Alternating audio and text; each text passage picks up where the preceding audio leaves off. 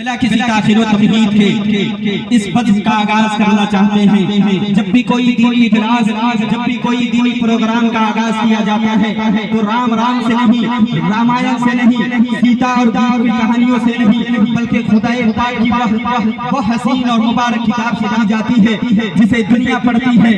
عمر فاروق رضی اللہ عنہ کو جن کے صدقے میں ایمان نصیب ہوا، یہی وہ قرآن ہے جس کو سن کر پتھر دل موم اور پتھریلی زمین اشک باری کرنے پر مجبور ہو گئے۔ قرآن ہے جس نے دنیا ہدایت کی ایک روشنی اور سادہ بلندی پہنچا ہے۔ یہی وہ قرآن ہے جو صرف اور صرف ہدایت کے لیے بھیجا گیا۔ یہی وہ قرآن ہے جس کو پڑھ کر اور جس کو سن کر دل کو تسلی پہنچتی ہے۔ یہی وہ قرآن ہے جس کو سن کر چہرے پہ نورانیت آتی ہے۔ یہی وہ قرآن ہے جس کو سن کر سینے میں نورانیت آتی ہے۔ یہی وہ قرآن ہے جسے پڑھ کر سینے میں نورانیت آتی ہے۔ آئیے ہم بھی بزرگوں کا یہ طریقہ اپناتے ہیں اور اس نورانی محفل کا نورانی آغاز کرنے کے لیے میں گزارش گزار ہوں حافظ عبداللہ صاحب بڑرماوی سے کہ وہ تشریف لائے اور اس محفل کا آغاز کرے۔ میں اس شعر کے ساتھ موصوف کو دعوت سخن دیتا ہوں کہ صدا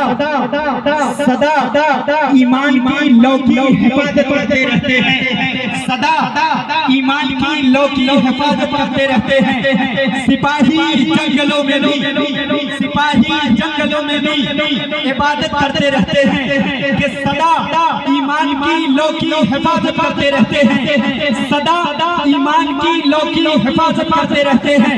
سپاہی جنگلوں میں بھی عبادت کرتے رہتے ہیں اور مقرر وقت پہ کوئی نہیں ان کی نوازش کے لیے، مقرر وقت پہ کوئی نہیں ان کی نوازش کے لیے، انہیں جب بھی پکارو ان کی رحمت جاگ جاتی ہے۔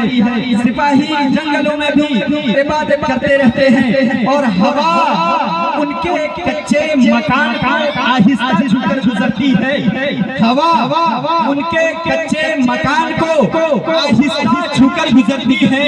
جو دیے کی روشنی میں تلاوت کرتے رہتے ہیں، جو دیے کی روشنی میں تلاوت کرتے رہتے ہیں۔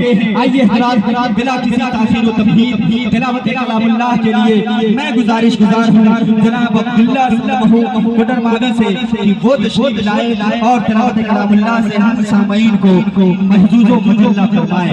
مائکروفون پر جناب عبداللہ صاحب بڑرماوی۔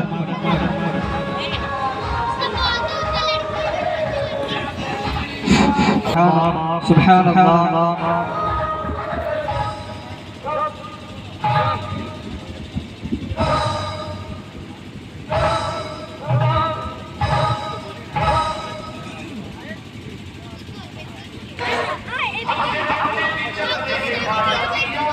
أعوذ بالله من الشيطان الرجيم